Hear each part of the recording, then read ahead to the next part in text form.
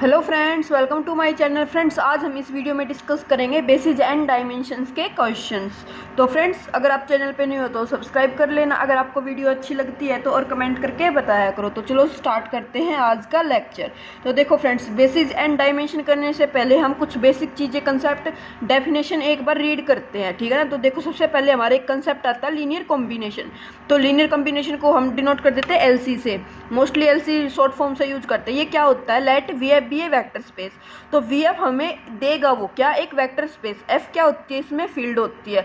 जो फील्ड के जो स्केलर होते हैं हमारे, वो फील्ड से आते हैं, और जो वेक्टर होते हैं वो हमारे वी से आते हैं, ठीक है ना गाइस। तो let V F be a vector space. A vector V belongs to V. एक वेक्टर है जो किससे बिलोंग करता है? वी से। Is said to be linear combination of the vectors. v को लीनियर कॉम्बिनेशन बोलेंगे किनका? v1 v2 vn। जो इसके वेक्टर्स है हमें नहीं पता, n है, means v1 v2 vn। n कितना है हमें नहीं पता, लेकिन जो इसके वेक्टर्स लिए ना, उन वेक्टर्स का लीनियर कॉम्बिनेशन किसको बोलेंगे हम? अगर हम क्या करें, उनका सम करें किसके साथ? स्केलर के साथ मल्टीप्लाई करके। If v can be expressed as, अगर v को ऐसे एक्सप्रेस कर सके हम, कैसे? v is equal to alpha 1 v1 plus alpha 2 v2 up to so on alpha n vn। Alpha ही कहाँ से आते हैं? हमारे फील्ड से आते हैं। फील्ड से क्या आते हैं? हमारे स्केलर आते हैं। तो जो अल्फा 1 अल्फा 2 अल्फा n, ये हमारे होते हैं स्केलर, और जो v1 v2 vn होते हैं ये हमारे होते हैं वेक्टर। तो v1 v2 vn का जो लीनियर कॉम्बिनेशन होता है, अगर इनको ऐसे एक्सप्रेस कर सकते हैं तो उसको बोलते हैं लीनियर कॉम्बिनेशन। देखो, जैसे एक क्वेश्चन देखो, v1 दे दिया हमें 1 2 0, v2 दे दिया 2 1 0, v3 दे दिया 0 0 1। तो हमें पता है ना, v इनको लीनियर कॉम्बिनेशन में रिप्रेजेंट करना। तो कैसे करोगे?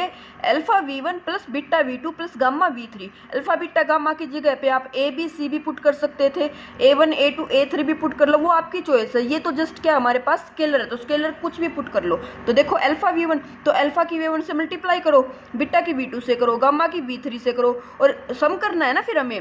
तो सम कर दो इनका। सम करेंगे तो फर्स्ट टप्पल में फर्स्ट ऐड हो जाता है, सेकंड में सेकंड, और थर्ड में थर्ड। तो ये आ गया। तो यस, हम इनके जो v1 v2 v3 है, इसको हम अगर ऐसे दे, इसका नाम v इजिकल टू, तो यस v हमारे पास ये आ गया। हमने इन वेक्टर्स को लीनियर कॉम्बिनेशन में रिप्रेजेंट कर दिया, एक्सप्रेस कर सकते थे हम। तो ये इनका क्या हो गया? लीनियर कॉम्बिनेशन हो गया। उसके बाद गाइज एक टर्म आती है लीनियर स्पैन। लीनियर स्पैन क्या होता है? Let S be a non empty subset of a vector space V F. तो एक वेक्टर स्पेस हमें गिवन है, उसका नॉन एम्प्टी सबसेट हम एस लेते हैं। Then the set of all linear combination of finite number of element of S is called linear span. तो जो सबसेट हमने लिया है ना वीएफ का, तो जो सबसेट लिया, तो अब एक सेकंड के लिए सबसेट छोड़ दो। ये हमारे पास जो ये लिया, ये सेट ही तो है ना। इस सेट में मान लो ऐसे, अगर इस सेट को मैं ऐसे रिप्रेजेंट कर दूं, v1 v2 v3, ये ऊपर वाले ही एलिमेंट्स ले लिए वेक्टर v1 v2 v3। तो यहाँ पे क्या बोल रहा है? The set of all linear combination. तो set of all linear combination of the element of set S. तो इस सेट एस के जो एलिमेंट है, अब ये एलिमेंट की तरह ट्रीट होंगे ना, तो इन एलिमेंट्स का जो क्या आएगा? लीनियर कॉम्बिनेशन आएगा। जितने भी possible linear finite linear combination हो सकते हैं, वही क्या होता है? हमारा लीनियर स्पैन होता है। जैसे इसमें इसको प्रेजेंट कर दूँ, v1 plus v2, v2 plus v3, v1 plus v3, v1 plus v2 plus v3, और एक v1 अकेला, v2 अकेला, v3 अकेला। ये इसके पॉसिबल लीनियर कॉम्बिनेशन हो सकते थे ना गाइस, जिस सेट के कि v1 सिंगल ही आ जाए, v1 प्लस v2 का सम आ जाए, v2 प्लस v3 का सम आ जाए, v2 सिंगल आ जाए, v1 प्लस v3 आ जाए, या फिर v3 सिंगल, या फिर तीनों का सम आ जाए। यही तो पॉसिबल चॉइस थी ना, जैसे हम सेट के केस में करते हैं।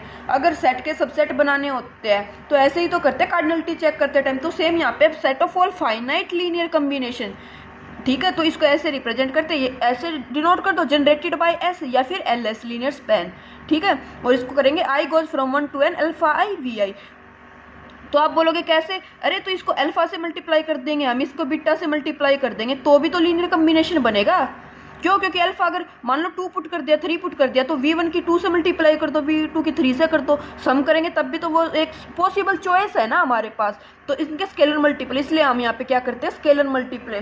हो गए तो फाइनाइट ही हमारे पास, कितना भी ले लो अब आप, ठीक है। ये क्वेश्चन देखो, जैसे is it possible to express the vector v as a linear combination of v1 and v2।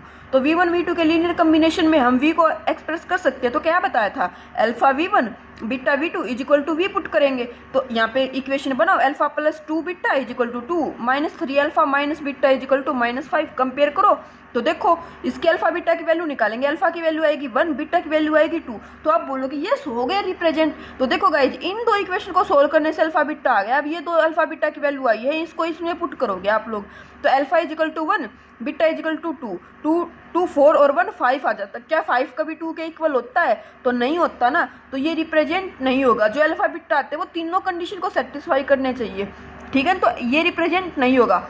ऐसे कर लो या फिर इसको मैट्रिक्स फॉर्म में बना के कर लो। कैसे? जो V1 V2 वेक्टर्स है ना उनको कॉलम वाइज लिख लो, V को भी कॉलम वाइज लिख लो। जैसे जब AX इक्वल टू B होता था हमारे पास तो ऑगमेंटेड मैट्रिक्स बना देते थे ना, A कोलन B। अगर रैंक ऑफ A के इक्वल आ जाती है तो ये एक्सप्रेस हो जाएगा, और अगर इक्वल नहीं आती है तो नो सॉल्यूशन हो जाता है। नो सॉल्यूशन मीन्स वो एक्सप्रेस नहीं होगा। तो देखो इसको रो रिड्यूस करोगे, यहाँ पे इसको R3 पे ऑपरेशन लगाया, R2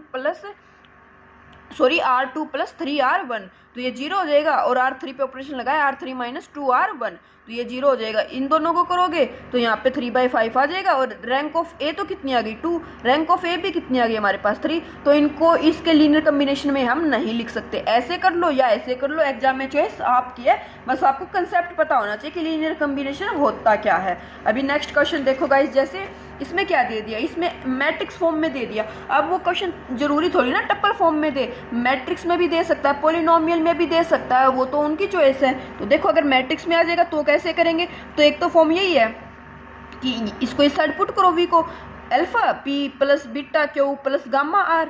अब अल्फा को मल्टीप्लाई कर लो, मैट्रिक्स की मल्टीप्लाई अंदर हो जाती है, और फिर कंपेयर करोगे तो देखो फर्स्ट में फर्स्ट ऐड करते जाओगे, मैट्रिक्स की ऐसी तो ऐड होती है ना, फर्स्ट में फर्स्ट एंट्री ये, यहाँ पे ये, इसकी एंट्री में ये और ये, तो ऐसे ही तो टप्पल वाइज ऐड करते हैं इनको, और फिर कंपेयर करो तो देखो अल्फा इंटू 0 तो 0 ही हो जाएगा, beta into 0 0, 2 gamma is equal to 2, तो गामा की वैल्यू आ गई हमारे पास 1।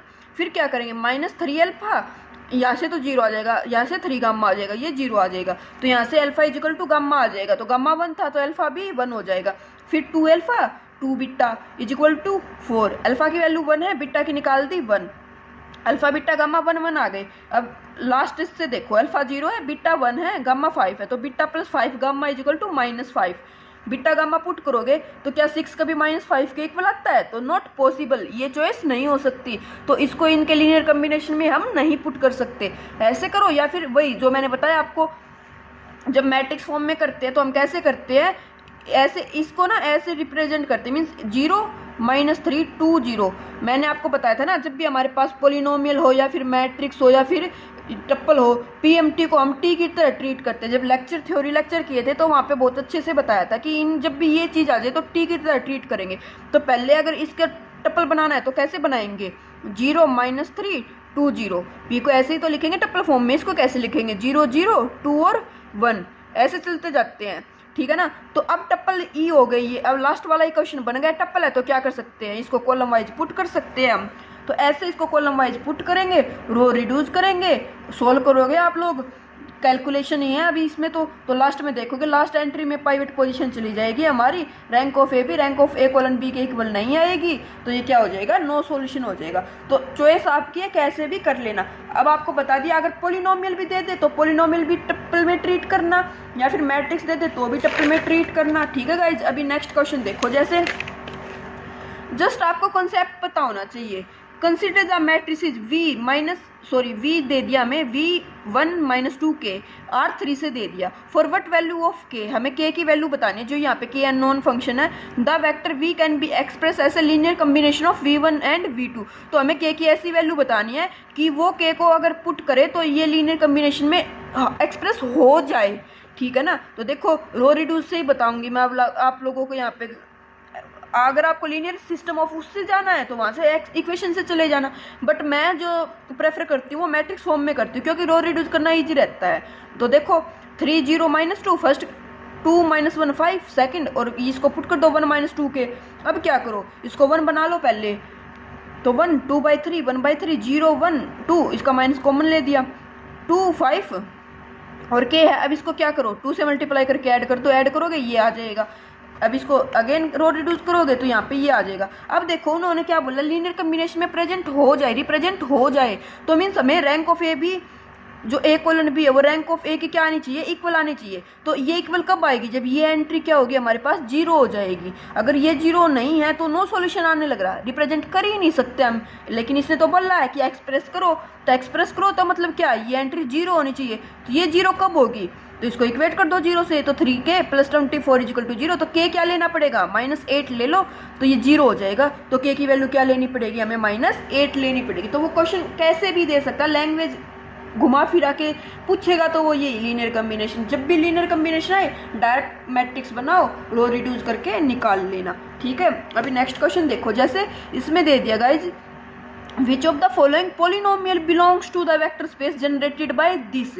तो देखो बताया था ना मैंने, पोलिनोमियल दे दे तो भी टप्पल की तरह ट्रीट करेंगे। अगर इसको टप्पल की तरह ट्रीट करना होता तो देखो गाइज, यहाँ पे दे दिया इन्होंने x³ है, तो हमें पता है, देखो या तो आप 1x x² x³ ऐसे नोटेशन चले जाओ, या फिर x की पावर n x की पावर n - 1 x की power n - 2 up to so on 1 ऐसे चले जाओ।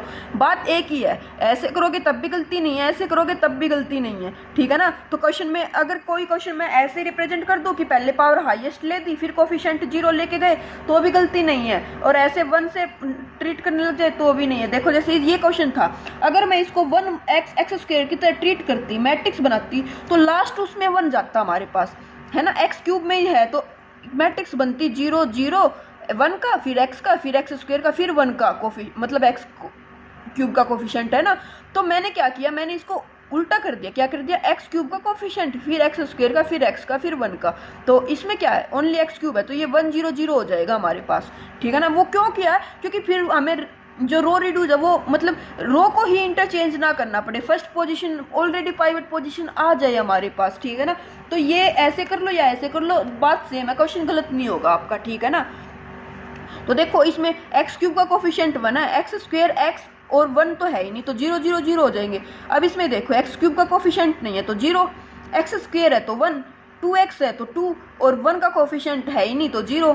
अगले में देखो x² और 2 है, तो x³ का कोफिशिएंट है नहीं और x का भी नहीं है तो 0 0। अगले में देखो क्या है, x² और x³ का कोफिशिएंट नहीं है तो 0 0 -1 और 1। अब किस में रिप्रेजेंट करना, इसके लीनियर कम्बिनेशन में रिप्रेजेंट करना, तो ये इसको पुट कर दो, रो रिड्यूस करोगे आप देखोगे, ये रो रिड्यूस करोगे ना तो ये भी 0 हो जाएगा, ये भी 0 और ये भी 0 हो जाएगा। तो रैंक ऑफ ए कोलन भी रैंक ऑफ ए के इक्वल आ गई, तो यस ये रिप्रेजेंट हो जाएगा लीनियर कम्बिनेशन में। अब सेकंड, ये तो मैट्रिक्स तो सेम ही रहेगी, अब इन कॉलम की जगह पे जो ये बी का काम करने लग रहा था, अब क्या पुट करेंगे, ये पुट करेंगे, तो इसका क्या आ जाएगा 2 3 3 7। तो यहाँ पे इनको कैंसिल करेंगे तो 2 3 3 7, रो रिड्यूस करोगे तो देखोगे आप 2 3 3 7 ये है, रो रिड्यूस करोगे तो यहाँ पे आ जाएगा 2 3 -3 7, इनको ऐड करोगे तो यहाँ पे पाइवट पोजीशन चली जाएगी, और ये तो कभी भी 0 हो ही नहीं सकता, 4 कभी 0 के इक्वल नहीं आ सकता ना, तो ये नॉट पॉसिबल। इसको हम जो ये वेक्टर सेकंड था हमारे पास, क्या ये पोलिनोमियल जो थी 2x³ 3x² + 3x + 7, इसको इस जो ये हमारे दिए हुए थे पोलिनोमियल के, इनके लीनियर कम्बिनेशन में रिप्रेजेंट नहीं कर सकते, लेकिन इसको कर सकते हैं, यहाँ पे अभी किया था, ठीक है ना। तो पोलिनोमियल से भी कर दिया, मैट्रिक्स से भी कर दिया और टप्पल से भी कर दिया। तो आई होप गाइज आपको समझ आया होगा। अभी नेक्स्ट देखो आप लोग, consider the vector uv, right w as a linear combination of u and v। तो कैसे करोगे, वही मैट्रिक्स uv से कॉलम मैट्रिक्स बनाई, w को पुट किया, रो रिड्यूस करोगे, rank of A colon B rank of A के इक्वल आ गई, x और y की वैल्यू निकाल दो। तो देखो x + 2y = 1 - y = 1, तो y की वैल्यू आ गई -1, x की वैल्यू आ गई 3। अब हमें किसको रिप्रेजेंट करना था, w को करना था ना, तो इसको x y की जगह पे आप क्या मान लो, a b मान लो। क्यों, क्योंकि देखो हम w को रिप्रेजेंट करते हैं तो a u + b v ऐसे ही तो करेंगे ना, है ना। तो अब ए यू करेंगे तो ए की इससे करेंगे तो ए 2 a 3 ऐसे ही तो जाएगा ना, फिर ये कोफिशिएंट ए के ही लिखे जाएंगे हमारे पास। तो ये क्या हो जाएगा, तो यहाँ पे x की जगह अगर पुट करेंगे तो b = -1 और a = 3, a = 3 3u, b -1 है तो bv, तो 3u - v में रिप्रेजेंट हो जाएगा हमारे पास ये, ठीक है ना गाइज। तो ये क्योंकि रिप्रेजेंट फॉर्म पूछी थी उसने, तो अगर फॉर्म पूछा तो हम जो क्या करेंगे, इसमें जो हमारे टप्पल जैसे उसमें बेसिस निकालते थे सेम ऐसे ही वैल्यू निकाल लेंगे और फिर इसके सम में पुट कर देंगे, ठीक है। एक क्वेश्चन और देखो, जैसे इसमें भी w को बोल दिया कि इन्हीं वेक्टर के लीनियर कम्बिनेशन में पुट करो, जो u था ना और v था, बस w को चेंज कर दिया, इसमें कर दिया 2 4 5। तो पुट करो, रो रिड्यूस करो, तो देखो लास्ट कॉलम में क्या चला जाएगा, पिवट चला जाएगा, पाइवट पोजीशन लास्ट में चली गई। तो हम w को इनके लीनियर कॉम्बिनेशन में कभी भी लिख ही नहीं सकते, तो बोल देंगे नॉट पॉसिबल। तो वो क्वेश्चन ऐसे ही देगा, वो बोल देगा विच of the following is possible set for the linear combination of u and v। तो वो w डिफरेंट दे देगा, 4 ऑप्शन में w दे देगा, और जिसमें लीनियर कॉम्बिनेशन में रिप्रेजेंट हो जाए उसी को आप क्या कर देना, मार्क कर देना, ठीक है ना। अभी नेक्स्ट जो हमारा आता गाइज LI और LD फंक्शन। LD फंक्शन कैसे चेक करते हैं एंड LI कैसे चेक करते हैं, एक क्वेश्चन डेफिनेटली बनता है इस टॉपिक से LI LD पे। तो देखो गाइज, सेट फॉर्म में भी वो LD LI पूछ सकता है, मैट्रिक्स में भी LD LI पूछ सकता है, या फिर पोलिनोमियल में भी पूछ सकता है, या फिर ट्रिग्नोमेट्री फंक्शंस में भी ये पूछ सकता है which of the following functions are LD, which of the following functions are LI। तो वो कुछ भी पूछ सकता है, हमें बस मैंने बताया PMT, तो पोलिनोमियल हो या फिर PMM फॉर मैट्रिक्स हो या फिर T फॉर टप्पल हो, तीनों को कैसे ट्रीट करना है, टप्पल की तरह ट्रीट करना है, PMT एम्प्लाइज T, ठीक है। तो देखो जैसे लीनियर डिपेंडेंट क्या होता है, let V be a vector space F, the vectors V1 V2 Vn are set to be LD। जो V1 V2 Vn vector space के जो वेक्टर्स होते हैं इनको LD कब बोलेंगे, if there exist scalar A1 A2 An not all 0 such that A1 V1 plus An Vn is equal to 0। Means देखो जब हमने सबसे फर्स्ट कंडीशन क्या अप्लाई की थी, जब लीनियर कम्बिनेशन क्या होता है, तो वहाँ पे बताया था ना कि V1 V2 Vn वेक्टर्स होते हैं V के, alpha n alpha two alpha n vectors होते हैं फील्ड के। अगर इनका लीनियर कम्बिनेशन ऐसे रिप्रेजेंट हो जाए, अब वहाँ पे था V, याद रखना वहाँ पे था V, तो उसको बोल देते थे लीनियर कम्बिनेशन। अगर इनका लीनियर कम्बिनेशन जो आया है ना ये 0 के ही इक्वल आ जाएगा। और कंडीशन क्या है, जो स्केलर लिए ना ये सभी स्केलर 0 ना हो, एटलीस्ट 1 नॉन 0 तो हो ही हो, ठीक है ना। अगर ये स्केलर 0 हो जाए तो लीनियर कम्बिनेशन 0 है तो LI हो जाता है। और अगर एक भी ऐसा स्केलर मिल जाता है ना कि उस स्केलर की मल्टीप्लाई करने के बाद भी V1 V2 Vn का सम करे और वो 0 आ जाए तो वो सेट हो जाता है LD, ठीक है। और अभी मैं आपको एक वो बता देती हूँ कि अगर हमारे पास है n क्रॉस n, मीन्स जैसे टप्पल देंगे हमारे पास वो, ठीक है, समझना गाइज, टप्पल दे दिए उन्होंने, 2 टप्पल दे दिए और 2 ही एंट्रीज है, 2 टप्पल और 2 ही वेक्टर दे दिए, तो मैट्रिक्स बनाएंगे तो 2 क्रॉस 2 बनेगी।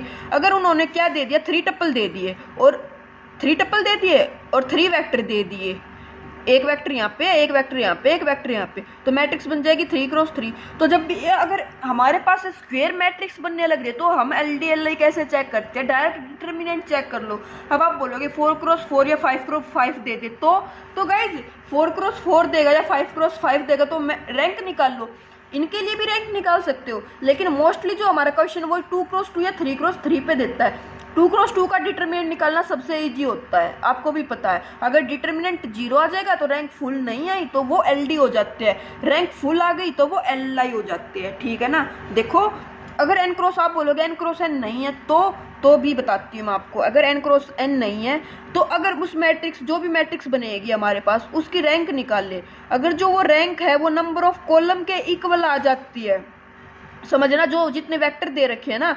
अब आप पूछोगे कि मैम जो कॉलम है उनको रो वाइज लिखे या कॉलम वाइज लिखे, तो मैं आपको बताती हूँ गाइज, वेक्टर जो है उनको रो वाइज लिख दो या कॉलम वाइज लिख दो, कोई फर्क नहीं पड़ता। अगर जितने वेक्टर दिए हुए हैं ना रैंक भी उतनी आ जाए तो वो हो जाते हैं LI। देखो जैसे रैंक वेक्टर दे दिए 4, ठीक है, और रैंक आई 3 तो ये हो जाएंगे LD, ठीक है। और अगर वेक्टर दिए 4 और रैंक भी आ गई 4 तो ये हो जाएंगे LI। सेम वेक्टर आ जाए, नंबर ऑफ रैंक सेम आ जाए नंबर ऑफ वेक्टर के तो LI, और डिफरेंट आते हैं तो LD। क्वेश्चन से और अच्छे से क्लियर होगा। उसके बाद गाइस 2 बेसिक से रिजल्ट है क्या, कि जो सिंगलटन 0 है ना वो LD होता है।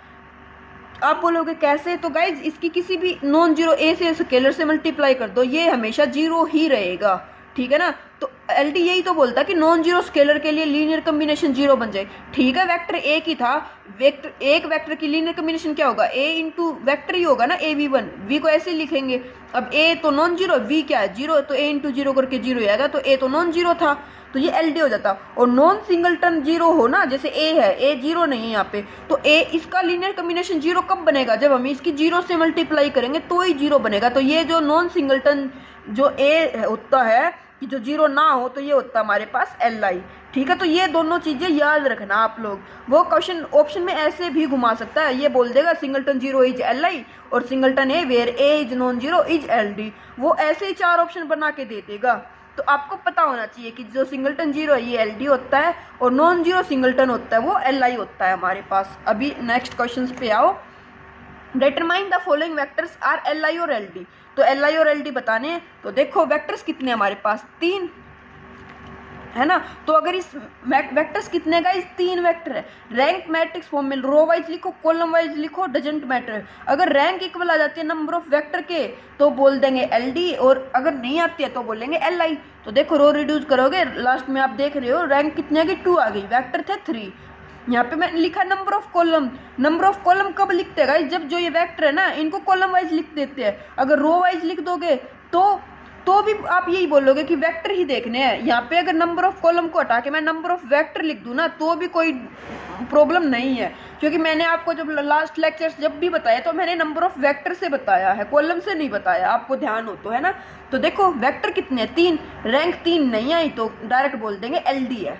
सेम अगले में देखो 3 वेक्टर दे दिए, R3 के है, अगर रैंक 3 आ जाती है तो एल आई, और रैंक 3 से अलग आई कुछ भी तो एल डी। रो रिड्यूस करोगे, देखोगे रैंक फिर से क्या आ गई हमारे पास, 2 ही आ गई, तो अगेन एल डी हो गए। समझ आया गाइज। तो जब भी आपको वो क्वेश्चन इस पे भी ऐसे ही देगा कि वो बोल देगा विच of the following is are L आई या फिर एल डी, बोल दिया 4 ऑप्शन दे देगा, चारों में इस टाइप से वो क्या दे देगा हमारे पास, टप्पल दे देगा, वेक्टर्स दे देगा या पॉलिनोमियल दे देगा, कुछ भी दे देगा और बोल देगा एल आई एल डी बताओ। तो कैसे बताओगे, ऐसे ही मैट्रिक्स में बनाओ, जितने नंबर ऑफ वेक्टर थे अगर रैंक उतनी आ जाती है तो एल आई और नहीं तो एल डी।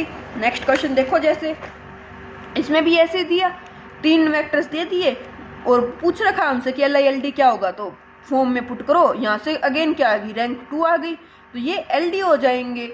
ये जस्ट कैलकुलेशन वर्क है गाइज, इसको आप सोल्व कर सकते हो। अब कैलकुलेशन भी मैं सोल्व करके दिखाऊंगी तो आपका ही टाइम वेस्ट होगा, और मेरा तो वही बात है, मुझे तो कुछ फर्क नहीं पड़ेगा, मैंने तो सोल्व कर रखा है। तो आप कैलकुलेशन खुद से सोल्व करना, मैं जस्ट आपको क्वेश्चन बता रही हूँ कि कैसे टैकल करने हैं, कैसे कैसे क्वेश्चन आ सकते हैं। अब नेक्स्ट में भी यही है सेम, इसमें देखोगे इसमें रैंक 3 आ गई, नंबर ऑफ फैक्टर भी कितने थे, 3 ही थे, 3 इजिकल टू 3, तो ये क्या हो जाएगा हमारे पास एल आई हो जाएगा। ठीक है गाइज, ये तो थे टप्पल फॉर्म में। अब सेम अगर मैट्रिक्स ये पोलिनोमियल में दे दे P4 का मतलब क्या होता है, जो P4 के जो बेसिस होते हैं वो होते हैं गाइज 1x, x² x³ और x4। तो अगर इनको टप्पल फॉर्म में लिखेंगे तो ये 5 टप्पल बनेंगे ना गाइज। तो देखो हमारे दे दिए, इसने वेक्टर दे दिया, इसको वेक्टर ऐसे भी बोल सकते थे पोलिनोमियल को कि v1 v2 v3।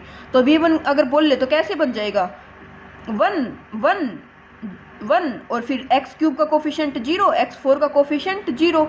सेम इसमें देखेंगे तो ये बन जाएगा 0 1 0 0 0। इसमें देखेंगे तो 1 और सभी एंट्री 0 ही है, 4 तक जाना है हमें। ठीक है ना। तो देखो आप बोलोगे ये पता कैसे चलेगा मैट्रिक्स में, तो गाइस जो डायमेंशन दी हुई ना ये, तो यहाँ से हमें मैट्रिक्स का साइज पता चलता है कि 4 अगर P4 है तो मतलब 5 है, तो मैट्रिक्स का जो साइज बनेगा वो 5 बनेगा। ठीक है। तो देखो कॉलम वाइज पुट कर दिया, आप बोलोगे रो वाइज पुट कर देते, अरे तो कोई बात नहीं, रो वाइज पुट कर देते तो कर देते, वेक्टर तो हमारे पास 3 ही है, अगर 3 आ जाती है हमारे पास रैंक तो क्या हो जाते हैं एल आई, और अगर 3 से डिफरेंट आती तो क्या हो जाते हैं एल डी। अब मैंने आपको हमेशा बताया कि कॉलम वाइज पुट करो, तो मैंने इनको भी कॉलम वाइज पुट कर दिया। देखो जब क्वेश्चन कराया था तो हमने वहाँ से x³ के कोफिशिएंट से स्टार्ट किया था, लेकिन अब मैं यहाँ पे कहाँ से करने लग रही हूँ, 1 से स्टार्ट करने लग रही, 1x x² x³ और x4। आप बोलोगे अब की बार क्यों किया, अरे x³ और x4 दिख ही नहीं रहा था, तो जो 0 रो बनेगी वो लास्ट में ही बन जाएगी, हमें उनको ट्रांसफर नहीं करना पड़ेगा, इसलिए वो अपनी कन्वीनियंस के लिए मैंने इसको ऐसे किया है। ठीक है ना। तो आई होप आपको समझ आने लग रहा होगा कि कैसे भी कर लो, ऊपर से x³ से स्टार्ट कर दो या पे x4 से कर लेते, कोई बात नहीं, x4 और x³ का कोफिशिएंट 0 बन जाते, उनको आप 0 रो बनती तो नीचे लेके आते, नीचे लेके आके फिर इनको करते इंटरचेंज तब करते। तो देखो लास्ट में यहाँ पे कितनी आ गई रैंक, ये तो निकाल सकते हो ना, रो रिड्यूस करके रैंक आ गई 3, वेक्टर भी कितने थे 3 ही थे, तो एल आई हो गए। आप बोलते रो से, तो देखो रो से करके देख लो, इसको पुट करते 1 1 1 0 0, इसको पुट करते 0 1 0 0 0, और इसको पुट करते 1 0 0 0 0। 4 था ही नहीं हमारे पास, ये 3 क्रॉस ये 5 की मैट्रिक्स बन गई ना। अब इसको रो रिड्यूस करो, ये तो करने की नीड ही नहीं है, इसको करोगे तो 0 1 और ये पे कितना आ जाएगा -1, ऐड कर दोगे तो ये -1, ठीक है ना। अब कितनी आ गई ये रैंक, अब भी तो रैंक तो 3 ही है, वेक्टर भी कितने थे हमारे पास, 3 ही थे, तो रैंक कितनी, 3, वेक्टर 3, तो एल आई हो गए। तो रो वाइज लिखो कॉलम वाइज लिखो, कोई फर्क नहीं पड़ेगा हमारे क्वेश्चन पे। सेम ये है x cube 2x1 x cube minus x plus one 3 vector दे दिए हमारे पास, ये पुट करो कॉलम वाइज। एक्स क्यूब का कोफिशिएंट कितना है हमारे पास 1, फिर एक्स स्क्वायर, फिर एक्स क्यूब का कोफिशिएंट लिखेंगे ना, और फिर x4 का लिखेंगे, क्योंकि P5 से चलने लग रही है, क्वेश्चन सेम है, ये P5 से आएगी, मतलब P4 एंट्री 5 आएगी। तो 1 का कोफिशिएंट कितना है, 1 ही है। x का कोफिशिएंट कितना है 2, एक्स स्क्वायर का कितना है 0, एक्स क्यूब का कितना है 1, x4 का है नहीं तो 0। सेम 1 का कोफिशिएंट कितना है 1, x का -1, एक्स स्क्वायर का है नहीं, एक्स क्यूब का 1, x4 का 0। सेम 1x, तो 1 का 1, x का 1, x square x cube x4 है नहीं तो 0 0, रो रिड्यूस करोगे, वेक्टर 3 थे 1 2 3, और रैंक भी कितनी आ गई 3, तो एल आई। सेम यहाँ पे देखो x4 minus x cube plus 1, x cube -1, put करोगे देखोगे लास्ट में 3 रैंक आ गई, वेक्टर भी कितने थे 3, तो एल आई। तो ऐसे पॉलिनोमियल में L I L D check करना है हमें, ठीक है गाइज। अभी उसके बाद देखो एक क्वेश्चन क्या दे दिया, find alpha in the vectors, ये वेक्टर्स दे दिए अल्फा, और हमसे बोला है कि अल्फा को फाइंड करो कि ये वेक्टर्स क्या बन जाए, एल डी बन जाए। तो रो रिड्यूस करोगे, तो देखो गाइज पुट कर दिया, रो रिड्यूस करोगे यहाँ पे लास्ट में आ जाएगा 1 माइनस अल्फा। तो एल डी बनाने हैं ना हमें, एल डी बनाने हैं, तो रैंक फुल नहीं आनी चाहिए ना।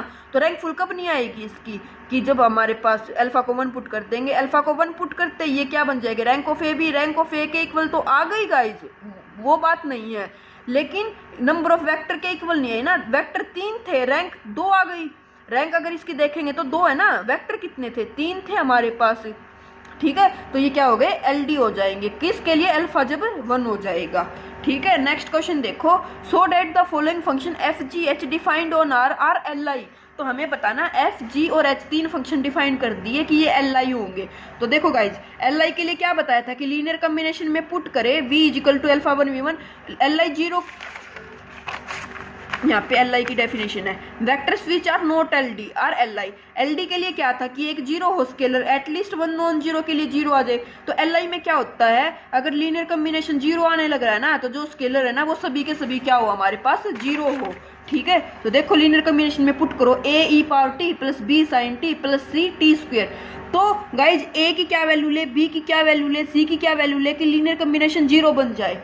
a को नॉन जीरो लेके e की पावर t है, कहीं और e की पावर t है, अगर a को -1 ले लो, क्या पता, देखो मैं आपको एक ऐसे बताती हूँ, a को ले दिया e की पावर t और b को ले दिया हमने 2e की पावर t, ये एल आई एल डी बताने, तो क्या करेंगे, एफ और जी मानो गाइज, इनको एफ और जी फंक्शन है ना, तो एफ और जी मानो, तो अल्फा एफ प्लस बीटा जी लेना है। तो देखो अल्फा को मैं -2 ले लूँ, 2e की पावर t, बीटा को 1 ही ले लूँ, तो 2e की पावर t, लीनियर कम्बिनेशन 0 बन गए ना, किसके लिए, -2 और 1 के लिए, नॉन जीरो स्केलर थे, लीनियर कम्बिनेशन 0 बन गया, तो ये क्या हो जाएंगे, ये एल डी हो जाएंगे। और हमें वैसे भी दिखने लग रहा था कि इसकी 2 से मल्टीप्लाई कर दो, एल डी क्या होते हैं, एफ अगर 2 वेक्टर एल डी है तो v1 is equal to alpha time v2 आ जाए, अल्फा फिक्स हो तो उनको बोल देते हैं हम क्या, एल डी फंक्शन है। जब ओडी कराया था मैंने तब भी वहाँ पे बताया था एल आई और एल डी फंक्शंस क्या होते हैं, ओडी वाला लेक्चर जाके देख लेना अगर नहीं देखा है तो देखो अब सेम यहाँ पे है, ये मैंने जस्ट बेसिक से बताया कि समझ आ जाए, अगर नहीं पता तो। अब देखो एक e की पावर t की किससे मल्टीप्लाई करे कि ये 0 हो जाए, कहीं और तो e की पावर t प्रेजेंट ही नहीं है, यहाँ पे ही है। आप बोलोगे साइन टी को e की पावर t में रिप्रेजेंट कर सकते, तो गाइज वो e की पावर आयोटा t होता है, e की power iota t minus e की power minus iota t divided by 2 है ना साइन t। तो आयोटा तो नहीं बना सकते ना, हमें तो पावर में मल्टीप्लाई थोड़ी ना करना है, इनटू में करना है। तो a के पास एक ही चॉइस है कि ये 0 हो, सेम b के पास भी एक चॉइस है 0 और c के पास भी एक चॉइस है 0, तो a b c तीनों 0 ही लेने पड़ेंगे तभी लीनियर कम्बिनेशन 0 आएगा। तो 0 तीनों 0 लिए तो ये एल आई हो जाएंगे, ठीक है। सेम इसमें भी यहाँ पे e पावर t है, e पावर 2t, आप बोलोगे e की पावर t की 2 से अरे तो पावर से मल्टीप्लाई थोड़ी ना होगी, वो तो इनटू में मल्टीप्लाई हो सकती है, पावर में कभी ऐसे थोड़ी ना कर देंगे कि e पावर t को 2 से मल्टीप्लाई करके e की पावर 2t बना दे, नहीं बना सकते। तो ये भी क्या हो जाएंगे गाइज, अगेन एल आई हो जाएंगे। तो वो ऐसे भी फंक्शन हमें दे सकता है, ठीक है। अब आप एक बोलोगे कि कुछ और एक एग्जाम्पल, तो देखो उसने ऐसे दे दिया हमें एक फंक्शन दे दिया f is equal to sine t, g is equal to cos t, ठीक है, और h is equal to minus cos t दे दिया, और वो पूछता है ये एल आई है या एल डी है। तो कैसे करोगे, देखो अल्फा साइन टी लेना होता है, प्लस बीटा कोस टी लेना होता है, minus plus gamma cos t लेंगे, है ना। इनको तीनों को, इसको जीरो पुट कर दो, अल्फा को जीरो पुट करोगे कंप्लीट जीरो, गामा बीटा को 1 1 पुट कर दो तो cos t minus cos t zero ही हो गया। तो 1 0 1 के लिए ये क्या बन गया, जीरो बन गया। स्केलर थे non zero, non zero scalar के लिए लीनियर कॉम्बिनेशन जीरो बन गया, मीन्स ये क्या है हमारे पास, ये सेट आ गया एलडी सेट। ठीक है गाइज, आई होप समझ आया होगा। अभी उसके बाद देखो नेक्स्ट क्वेश्चन है, what is the dimension of the vector space C over R. तो बेसिस डायमेंशन लास्ट लेक्चर में किया था, बट फिर भी मैं आपको फिर से बता देती हूँ डायमेंशन कितनी है, 2, आपको एक बार रिमाइंड कराने के लिए। सी ओवर आर में जो हमारे बेसिस जाते हैं वो जाते हैं 1 और आइटा टाइप के, तो डायमेंशन हो जाती है 2। अगर यहाँ पे डायमेंशन मैंने यहाँ पे क्यों लिया, क्योंकि कुछ चीज़ें ऐसी थी जो डायमेंशन की लास्ट लेक्चर में नहीं बताई थी, तो यहाँ पे एक बार बेसिस के लिए बता दिया गाइज, क्योंकि बेसिक का यूज हुआ था ना। बेसिस क्या होते हैं, L I plus generating set. L I अभी कितने बार चेक किया हमने कि जनरेट करेगा नहीं करेगा, विच of the following set are L I, तो दोनों का सम कर देंगे तो वो होता है हमारे पास बेसिस। अब उसके बाद गाइज डायमेंशन की बात आती है, एक बार देख लो, इसको याद कर लेना, डायरेक्ट क्वेश्चन पुट कर सकता है। सी ओवर सी डायमेंशन होती है 1, इसमें ए प्लस आइटा बी टाइप के एलिमेंट जाते हैं। सी ओवर आर होते हैं गाइज डायमेंशन 2, ठीक है। सी ओवर क्यू होती है इनफाइनाइट, आर ओवर आर होती है 1, R over Q infinite, Q over Q 1। अगर पावर n कर देता है तो डायमेंशन n, यहाँ पे जो था ना उनका डबल हो जाएगा, means R C over R 2 होती है ना, तो यहाँ पे n है तो 2n हो जाएगी, यहाँ पे इनफाइनाइट, यहाँ पे n, यहाँ पे इनफाइनाइट, यहाँ पे n, ठीक है। फिर M N C over C, तो पावर हो जाता m into N, C over R कर देंगे तो 2mn।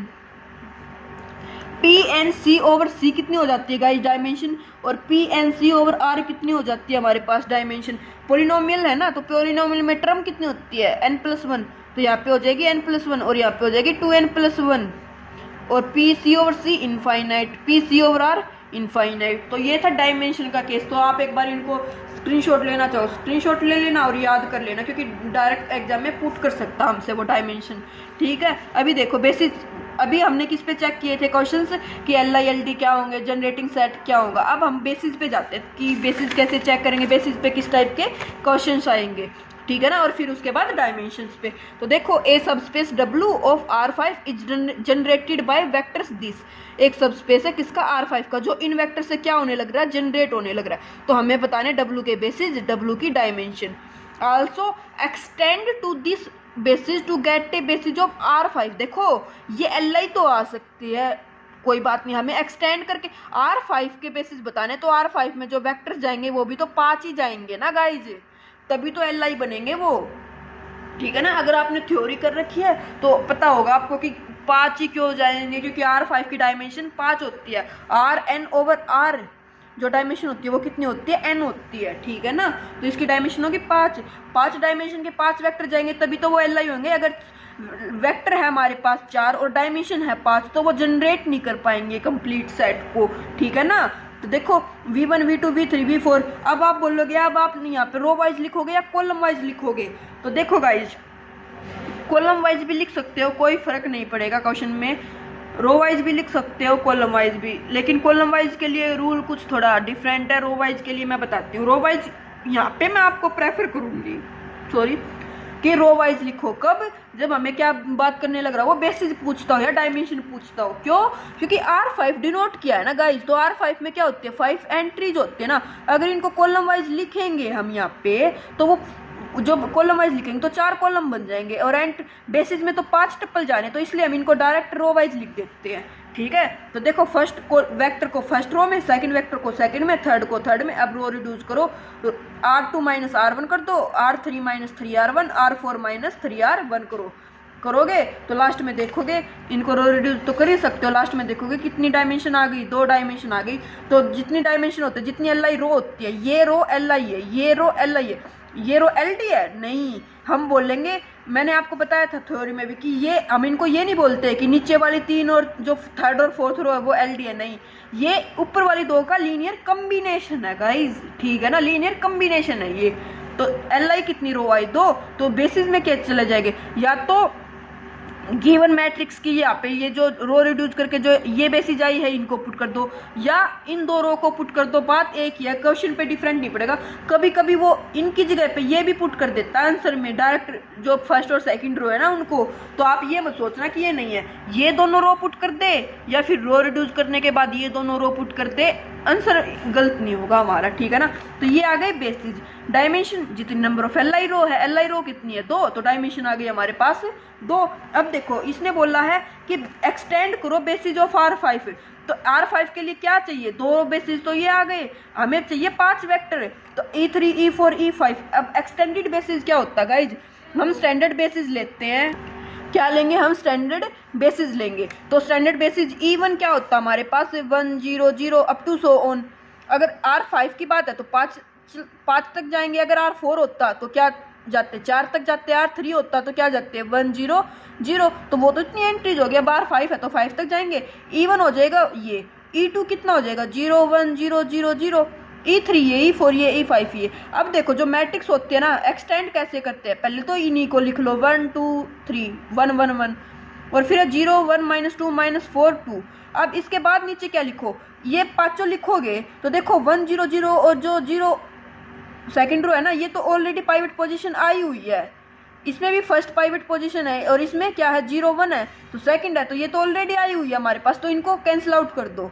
उसके बाद E3 4 E5 करोगे तो E3 कितना आ जाएगा 0 1 0 0, E4 आ जाएगा 0, और E5 में लास्ट में चला जाएगा। हर रो में पाइवट पोजीशन चली गई और रैंक भी कितनी आ गई 5 आ गई। तो ऐसे इनको एक्सटेंड कर देते हैं हम, ठीक है गाइज। तो ये था हमारा क्वेश्चन जिसमें हमने क्या निकाला, डायमेंशन निकाल ली, बेसिस निकाल ले, और इनको क्या किया, एक्सटेंड किया। इसी क्वेश्चन को आप क्या कर सकते थे, कॉलम वाइज पुट करते, रैंक तो वहां से भी 2 आती, बट वहां से डायमेंशन कैसे निकालते, n-r से निकालते, ठीक है गाइज, n-r से निकालते, और फिर जो गिवन जो मैट्रिक्स है ना उसकी रो पुट करते हैं। यहाँ पे जो बताया ना मैंने, इसकी नहीं पुट कर सकते, क्यों, क्योंकि ये जो सेट है ये R5 के सबसेट है, यहाँ तो ये R4 के बन जाते, इसलिए मैंने रो वाइज पुट करना बताया यहाँ पे, ठीक है। सेम क्वेश्चन जैसे ये है, find the basis and dimension, U दे दिया, V दे दिया एंड W दे दिया, तो क्या करोगे, रो वाइज पुट कर दो, 1 2 -2 1 1 2 -2 1 1 3 -3 4 1 3 -3 4, रो रिड्यूस करो, देखो डायमेंशन कितनी आ गई 3 आ गई, डायमेंशन इसकी कितनी आ गई 3 आ गई। बेसिस में आप निकालना, इसको कैसे निकालोगे, बेसिस इसके ऐसे ही, यहाँ से एक जो फ्री वेरिएबल आएगा, कितना फ्री वेरिएबल आ जाएगा हमारे पास, रैंक 3 है, एक फ्री वेरिएबल आ जाएगा, तो बेसिस जो है वो यूनिक नहीं होगी, क्योंकि फ्री वेरिएबल के पास हमारे पास चॉइस होगी। तो बेसिस अगर कभी ये पूछे कि यूनिक होते हैं तो बेसिस यूनिक नहीं होते हैं, ठीक है ना, तो निकाल लेना। अभी उसके बाद बात आती है डायमेंशन पे गाइस।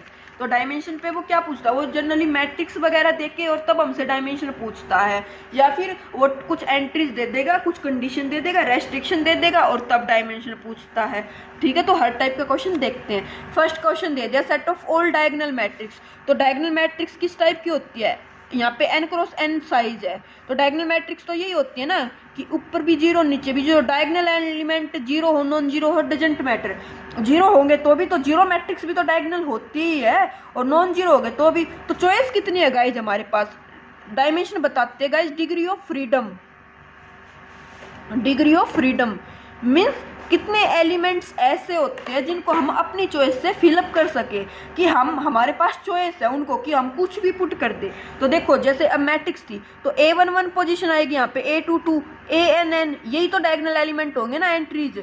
तो देखो A11 को क्या पुट करोगे, 0 पुट करो, 1 पुट करो, 100 पुट करो, रैशनल पुट करो, इरेशनल पुट करो, कुछ भी पुट करो, चॉइस आपके पास है। इस एलिमेंट के पास भी इनफाइनाइट चॉइस है, लेकिन देखो चॉइस कितनी है, टोटल एलिमेंट के पास इनफाइनाइट है, लेकिन टोटल चॉइस कितनी है मैट्रिक्स के पास, 1 2 3 n क्रॉस n की है, तो कितनी चॉइस है हमारे पास, यहाँ पे n चॉइस है। तो जो डायगोनल एलिमेंट्स है इसके जो डायमेंशन डिग्री ऑफ फ्रीडम आ जाएगी वो आ जाएगी n। स्केलर मैट्रिक्स है, अब स्केलर मैट्रिक्स तो क्या होती है, डायगोनल फिक्स होता है, अगर यहाँ पे 1 पुट कर दिया तो सभी स्केलर जो है वो डायगोनल पे 1 1 ही पुट कर देंगे, तो जो डिग्री ऑफ फ्रीडम होती है वो 1 ही होती है। अपर ट्रायंगुलर लोअर ट्रायंगुलर तो कैसे करोगे, देखो एक 2 क्रॉस 2 या 3 क्रॉस 3 की बना के देख लो। अपर ट्रायंगुलर इस टाइप की मैट्रिक्स होगी, A2 क्रॉस 2 की है तो A11 A12 A22, ये तो 0 लेना पड़ेगा, है ना, और 3 क्रॉस 3 की है तो A1 2 A1 3 A2 2 A2 3 और A3 3, ये भी 0 ये भी 0 ये भी 0। तो देखो चॉइस कितनी है 1 2 3, कितनी चॉइस आई 3, 1 2 3 4 5 6, कितनी चॉइस आई यहाँ पे 6। जब एंट्रीज कितनी थी हमारे पास, n का साइज 2 क्रॉस 2 था तो चॉइस आई 3, n का साइज अगर हमारे पास 3 क्रॉस 3 है तो चॉइस आई है 6। तो अब कैसे करेंगे लोअर ट्रायंगुलर अपर ट्रायंगुलर के लिए, लोअर के लिए भी सेम होगा एंट्रीज, बस उसमें ऊपर 0 हो जाएगा। तो देखो अगर लोअर या अपर है तो n इंटू एन प्लस 1 करके करो, आप n को 2 पुट करो, ठीक है। तो n को 2 पुट किया, 2 + 1 3/2, 2 से 2 कैंसिल तो चॉइस आ गई 3, 3 पुट करो, 3 3 + 1 4, 4/2, 2 से 4 कैंसिल आउट करेंगे तो 2, 2 इंटू 3 चॉइस आ गई 6। तो जब भी अपर या लोअर ट्रायंगुलर मैट्रिक्स होती है तो उनकी डायमेंशन होती है n इंटू एन प्लस 1/2। हमने ये किससे कर दिया, एक जनरल से ही कर दिया। आप बोलोगे एग्जाम में ना हो, तो एग्जाम में n क्रॉस n देगा ना गाइज, तो वो पता क्या है, वो ऑप्शंस भी देता है। आप ऑप्शंस पे आप 2 या 3 पे निकाल लेना और उन्हीं को ऑप्शंस पे जाके पुट कर देना, जो ऑप्शंस की वैल्यू होल्ड होगी वही हमारा आंसर हो जाएगा, ठीक है ना। अभी गाइस जिसके बाद क्या दे दिया, हमें दे दिया सिमेट्रिक मैट्रिक्स या स्क्यू सिमेट्रिक मैट्रिक्स। तो उसमें भी सेम लेते हैं। सिमेट्रिक मैट्रिक्स क्या होती है हमारे पास, ए और ए ट्रांसपोज क्या आ जाए, इक्वल आ जाए। और स्क्यू सिमेट्रिक क्या होती है, ए ट्रांसपोज किसके इक्वल आ जाए, -a के इक्वल आ जाए। तो देखो सिमेट्रिक मैट्रिक्स के लिए अगर 1 क्रॉस 1 2 क्रॉस 2 की लेंगे तो A21 और A22, तो सिमेट्रिक के लिए क्या हो गई, ये दोनों इक्वल हो जाते हैं, तो उसके लिए भी डायमेंशन क्या हो जाती है हमारे पास। तो जो डायमेंशन होती है इसके लिए भी कितनी हो जाती है guys, n into n plus 1/2। मैंने बहुत बार बताया, सिमेट्रिक के केस में n इंटू एन प्लस 1/2 और स्क्यू सिमेट्रिक के केस में क्या हो जाते हैं guys, n into n minus 1/2। वो क्यों होती है, क्योंकि हमारे जो स्क्यू सिमेट्रिक है वो डायगोनल एलिमेंट्स क्या लेने होते हैं, हमें हमेशा 0 लेने होते हैं। तो जब भी वो, और उसके बाद गाइज मैं एक बात बता दूं आपको, जैसे उसने मैट्रिक्स तो ऐसे दे दी, उसके बाद अगर वो कितनी भी इस पे रेस्ट्रिक्शन लगा दे ना, मीन्स वो अगर ये बोल दे कि A11 0 लेना है, या फिर A12 0 लेना है, या फिर A11 प्लस A12 का सम 0 लेना है, हमें ऐसी मैट्रिक्स बनानी है, तो जितनी रेस्ट्रिक्शन देगा ना वो उतनी, जो ये सिमेट्रिक मैट्रिक्स के बाद बताएगा, सिमेट्रिक तो दे रखी है उसके साथ ही कंडीशन दे रखी है, तो जितनी रेस्ट्रिक्शन देता है ना उनको क्या कर देते हैं, सब्ट्रैक्ट कर देते हैं, ठीक है। स्क्यू सिमेट्रिक में भी ऐसे दे तो उसमें भी सब्ट्रैक्ट कर देंगे। और फिर इसको फिर से सॉल्व कर लो, जैसे n इंटू एन प्लस 1/2 था, -3 था, तो ये कितना हो जाएगा, n² प्लस n माइनस 6/2, यहाँ से हो जाएगा n² माइनस n माइनस 6/2, ठीक है ना। तो वो ऐसा ही क्वेश्चन देता है कि रेस्ट्रिक्शन लगा के, तो जितनी भी रेस्ट्रिक्शन लगा के देते उनको क्या कर देंगे हम 0, मतलब उसमें से सब्ट्रैक्ट कर देंगे, ठीक है गाइज। अभी नेक्स्ट देखो, और हाँ जो ये रेस्ट्रिक्शन होती है ना, ये LI रेस्ट्रिक्शन होनी चाहिए। जैसे A11 A12, या तो मैंने वैसे लिख दिया कि 0 होना चाहिए, दोनों का सम 0, जब दोनों इक्वल 0 तो सम तो 0 होगा ही ना, तो ये तो क्या होगी, इन्हीं का लीनियर कॉम्बिनेशन होगी, तो यहाँ पे 2 करेंगे, फिर 3 नहीं करेंगे। समझ आया आपको क्यों किया 3, क्यों, क्योंकि ये तो LI रेस्ट्रिक्शन नहीं है, LI नहीं है ना, ये इन दोनों का सम है। उसके बाद the set of all backward diagonal matrix या फिर बैकवर्ड स्केलर मैट्रिक्स।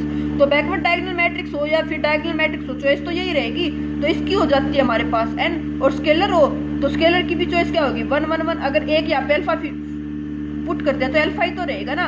तो डायगोनल स्केलर हो या फिर बैकवर्ड डायगोनल स्केलर हो, डायमेंशन तो क्या होती है स्केलर की, हमेशा 1 होती है गाइज, ठीक है। जो अभी अभी मैं बताने लग रही थी वो क्वेश्चन सेम यहाँ पे ही आ गया, देखो अब। और ये क्वेश्चन आपको याद हो तो थोड़ी देर पहले किसी ने टेलीग्राम ग्रुप में भी सेंड कर रखा था, तो ये ऐसे ही है गाइस। देखो यहाँ पे क्या दे दिया, AIJ = -AGI, मीन्स जो मैट्रिक्स है वो कैसी है, हमारी स्क्यू सिमेट्रिक मैट्रिक्स है।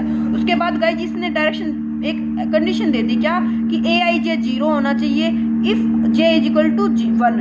अगर देखो अब J की choice A11 A12 up to so on A1n A21 A3n up to so on AN1, ये मैट्रिक्स होती है ANN, ये मैट्रिक्स होती है ना हमारे पास। तो देखो इसमें क्या लेना है, स्क्यू सिमेट्रिक तो लेनी है ये, तो स्क्यू सिमेट्रिक की क्या होती है n इंटू एन माइनस 1/2, ठीक है। उसके बाद इसने क्या बोला है, AIJ 0 होना चाहिए इफ J = 1। तो J1 कहाँ पे होगा, इस रो में 0 मतलब J1 होगा ना, तो ये सभी एलिमेंट्स क्या लेने हैं, 0 लेने हैं। तो चॉइस कितनी बन गई गाइज, n चॉइस हो गई हमारे पास, ठीक है। अब उन n चॉइस में से n चॉइस है क्या, जब 0 लेंगे तो इन n चॉइस को क्या कर देंगे, इसमें से सब्ट्रैक्ट कर देंगे, ठीक है। उसके बाद अभी देखो ये जीरो इससे भी आने लग रहा है, और ये जो एलिमेंट जीरो है ये इसकी ट्रेस वाले जो स्क्यू सिमेट्रिक के जो डायगोनल जीरो होते हैं उससे भी जीरो आने लग रहा है। तो ये तो 2 बार काउंट हो गया, एक बार तो इस वाले में स्क्यू सिमेट्रिक के केस में और एक बार अब। तो इसको क्या कर देंगे, एक बार ऐड कर देंगे, तभी तो एक बार होगा ये। तो देखो अब इसको सोल्व कर दो, n square minus n minus 2n plus 2 divided by 2 n square, तो ये क्या हो जाएगा n square minus 3n plus 2 divided by 2 हो जाएगा। अब देखो इसके फैक्टर करो, n minus 1 n minus 2 divided by 2, option D correct हो जाएगा। ऐसे ही सोल्व करना होता है इसको, ठीक है गाइज। अभी उसके बाद देखो नेक्स्ट क्वेश्चन, ए आई जे जीरो लेना है इफ i माइनस जे का मॉडुलस क्या हो हमारे पास 1 हो। तो ए आई जे देखो 2x2 के लिए देखो मैट्रिक्स हो जाएगी A11 A12 A21 और A22। हम n पे कभी भी जाएंगे ही नहीं एग्जाम में अगर ऑप्शन देता है तो, वो क्यों, क्योंकि 2x2 या 3x3 के लिए पुट करके देख लेना तभी सोल्व हो जाएगा। इसने बोला है डिफरेंस का आई और जे का डिफरेंस ले और वो क्या है उसका मोड 1 आए। तो i माइनस जे का इसका मोड तो ये नहीं आने लग रहा, इसका मॉडुलस किया मतलब 1 माइनस 1 करके 0, तो ये तो 1 के इक्वल नहीं आया, तो A11 तो फ्री हो गया। इनका चॉइस आने लग रहा है यस, इनका क्या आने लग रहा है 1 माइनस 2 का मॉडुलस करेंगे तो वो 1 आ गया। तो इसको क्या पुट करना है 0, यहाँ पे भी डिफरेंस कितना 1 तो 0 और A22। तो चॉइस कितनी हुई 2 चॉइस हुई, कब जब n को 2 पुट किया। तो ऑप्शन में देखो n को 2 पुट करेंगे तो 2 + 2 4 + 2 6 नहीं, यहाँ पे पुट करो n को 2 माइनस 1 का स्क्वायर 1 नहीं, n को 2 पुट करो 2 माइनस 2 का 0 नहीं। चॉइस कितनी आई थी 2 चॉइस थी जिनको हम अपनी तरफ से क्या कर सकते थे फिलअप कर सकते थे। अब इसमें देखो n को 2 पुट किया तो 2 का स्क्वायर 4 4 माइनस 4 प्लस 2, तो ये 0 करेक्ट हो जाएगा। एक ही 2x2 से 3 ऑप्शन डिस्कार्ड हो गए। तो इतना अगर आपको अपने पे ट्रस्ट है कि हाँ मैं क्वेश्चन कैलकुलेशन में गलती नहीं कर सकता तो बी लगा लेना, अदरवाइज फिर 3 भी पुट करके देख लेना एक बार। 3x3 की बनाओगे तो वो भी ऐसे ही बनेगी, A11 A12 A13 A21 A31 A22 A23 A32 और A33 हो जाएगी हमारे पास। अब देखो इसका तो मोड 1 है नहीं, तो A11 को ऐसे ही करेंगे, इसका मोड 1 है यस, 2 माइनस 1 करेंगे तो 0, इसका मोड 2 है 1 के इक्वल नहीं है तो ये भी A13 एज इट इज, ये 0 A22 as it is, A23 का मोड कितना 1 तो ये 0, इसका मोड कितना है 0 और इसका A33। तो 1 2 3 4 5 चॉइस हमारे पास क्या है जिनको हम अपनी तरफ से फिलअप कर सकते थे। अब ऑप्शन में पुट करो 3 देखो ये तो 3 डिस्कार्ड ही हो गए थे, इसमें ही पुट करके देख लेते हैं। 3 का स्क्वायर 9 माइनस 6 कितना आ जाएगा 3 प्लस 2 5, तो ऑप्शन बी क्या हो जाएगा हमारे पास, यहाँ से भी करेक्ट होने लग रहा है। तो ऐसे 2x2 या 3x3 के लिए आप लोगों को क्या करना है, चेक करना है पर्टिकुलर वैल्यू पुट करके। उसके बाद अभी नेक्स्ट क्वेश्चन जो दे दिया हमारे पास क्या है, उसमें दे दिया XYZ टपल फॉर्म में दे दिया और लीनियर इक्वेशन दे दी। तो मैं आपको क्या बताती हूँ कि जितनी रेस्ट्रिक्शन हो LI रेस्ट्रिक्शन हो, फिर से बताने लग रही हूँ, जितनी LI रेस्ट्रिक्शन होती है उनको क्या कर देते हैं हम यहाँ से सबट्रैक्ट कर देते हैं, किससे, जितने टप्पल होते हैं। अब कितने टप्पल हमारे पास 4 टप्पल है, मीन्स ये R4 के टप्पल है ना, तो जो n हो गए वो तो कितना हो गया 4 हो गया। अब जो ये है LI रेस्ट्रिक्शन, ये पता कैसे चलेगी कि ये LI है या LD है, तो देखो मेरे को पता चल गया यहाँ से 2 इसमें ऐड करेंगे तो 2x + x 3x, यहाँ पे y है 0 हो जाएगा, t है ही नहीं 2t है तो 2t, और सम करेंगे z है ही नहीं z है तो z, तो इन दोनों का सम ये 3 3rd दिया हुआ है, तो जो ये है ये नहीं लेंगे। तो LI रेस्ट्रिक्शन कितनी हुई 2, टप्पल कितने थे 4 माइनस 2 करेंगे तो हमारे पास कितना आ जाएगा 2 आ जाएगा, तो इसकी जो डायमेंशन होगी वो कितनी हो जाएगी 2 हो जाएगी। ऐसे कर लेते, मेरे को तो यहाँ पे डायरेक्ट पता चल गया, लेकिन अगर आपको पता नहीं चले तो कैसे करोगे, इन तीनों को क्या बनाओगे मैट्रिक्स बनाओगे, मैट्रिक्स की क्या निकालोगे रैंक निकालोगे, dimension means degree of freedom nullity निकाल लोगे। तो हमारे पास चॉइस कितनी थी, रैंक कितनी आई 2, चॉइस कितनी थी n-r, तो n-r करोगे तो कितनी आ गई हमारे पास 2 आ गई। तो ऐसे भी डायमेंशन कितनी आ गई 2 आ गई, तो ऑप्शन ए क्या हो जाएगा इसका करेक्ट हो जाएगा। अभी उसके बाद जो मैंने सेम बताया था आपको रेस्ट्रिक्शन वाला, देखो the dimension of the vector space this skew symmetric matrix दे दी, वो ऐसे ही करता है और बच्चे फिर गलती करते हैं, क्या दे दिया आपकी बार फील्ड R दे दी। तो हमें पता है C/R जो होती है वो डायमेंशन कितनी होती है 2 होती है। अब हर जो स्क्यू सिमेट्रिक मैट्रिक्स होगी n×n की, हर एलिमेंट के पास कितनी चॉइस होगी 2 चॉइस हो जाएगी, तो वो 2 टाइम्स हो जाएगी स्क्यू सिमेट्रिक मैट्रिक्स का। तो इस 2 से ये कैंसिल आउट होकर n² - n क्या आ जाएगा, इसकी degree of freedom means dimension आ जाएगी। तो ऐसे इसकी आ जाएगी n² - n। तो ऑप्शन सी क्या हो जाएगा, इसका करेक्ट हो जाएगा। ओवर आर, अगर ओवर सी होता तो यही रहती है हमारी n इंटू एन माइनस 1/2। अभी उसके बाद है let V be the vector space of 4 2x2 matrix और फील्ड एफ। तो 2x2 की क्या दे दी हमें, मैट्रिक्स दे दी, फील्ड दे दी एफ। तो जब मैंने आपको बताया था कि M N cross N matrix दी हुई है और field M N over R कुछ भी है, फील्ड हमें नहीं पता, तो इसकी डायमेंशन हो जाती है एम एन, तो नंबर ऑफ एंट्रीज हो जाती है। तो 2x2 की है, तो 2x2 की में मैट्रिक्स में कितनी एंट्री जाएगी, 4 एंट्री जाएगी, 4 एलिमेंट आएंगे, तो इसकी डायमेंशन हो जाएगी हमारे पास 4। अगर यहाँ पे ये फील्ड मेंशन कर देता, अगर जैसे M N C over R दे देता तो कितनी एलिमेंट हो जाते, 2mn हो जाते, और अगर सी ओवर सी देता तो mn ही हो जाते। तो ये तो जब फील्ड अगर वो मेंशन करता तो है, अगर नहीं करता तो डायरेक्ट m इंटू एन ही होती है हमारे पास, अगर फील्ड मेंशन नहीं की तो। अभी उसके बाद जो नेक्स्ट क्वेश्चन है इसमें क्या दे दिया, the dimension of the subspace, अगर इस टाइप से दे दे x1 x2 x3 x4 x5 5 टप्पल दे दिए और रेस्ट्रिक्शन कितनी है, एक ही है, तो ये तो एल आई ही होगी ना, तो इसमें डायरेक्ट कर देते हैं 5 - 1 करके 4। इसमें मैट्रिक्स बनाओगे तो क्या बनाओगे, बना लो 3 - 1 0 0 0, बाकी सब 0 ही रहेंगे, तो क्या आएगी, रैंक तो 1 ही आई ना, तो 5 - 1 n - r होता है, तो n - r मीन्स 5 - 1 4। अभी नेक्स्ट देखो, let s is equal to 0 1 alpha alpha 1 0 1 alpha 1, then s is basis of R3 if and only if। Basis के लिए क्या होना चाहिए, R3 दे दिया, तो डायमेंशन तो इसकी 3 होगी, जनरेट तो कर देगा ये। LI और चेक करना है हमें, LI कैसे चेक करेंगे, LI 3 वेक्टर है, अगर रैंक 3 आ जाती है तो LI, और रैंक 3 नहीं आती है तो LD, तो हमें ये LI बनाना है, इफ एंड ओनली इफ दिया है, तो LI कैसे बनाएंगे, या तो इसको क्या कर लो, रो रिड्यूस कर लो, लेकिन रो रिड्यूस करते तो मेरे को दिखा अल्फा बहुत बार आ जाएगा, तो मैंने क्या किया, डायरेक्ट इसका डिटर्मिनेंट निकाल दिया। डिटर्मिनेंट निकालोगे तो देखो alpha into alpha square minus 2, determinant 0 हो गया तो LD हो जाएंगे, डिटर्मिनेंट 0 तो रैंक फुल नहीं बनेगी, लेकिन LI के लिए हमें तो क्या चाहिए, फुल रैंक चाहिए, तो डिटर्मिनेंट नॉन जीरो लेना पड़ेगा। Determinant non zero means alpha non zero, और alpha square -2 non zero means alpha square कभी भी 2 के इक्वल नहीं होना चाहिए, तो ऑप्शन डी क्या हो जाएगा, सी इसका क्या हो जाएगा, करेक्ट हो जाएगा। नेक्स्ट क्वेश्चन देखो, विच of the following vectors is a basis of R3।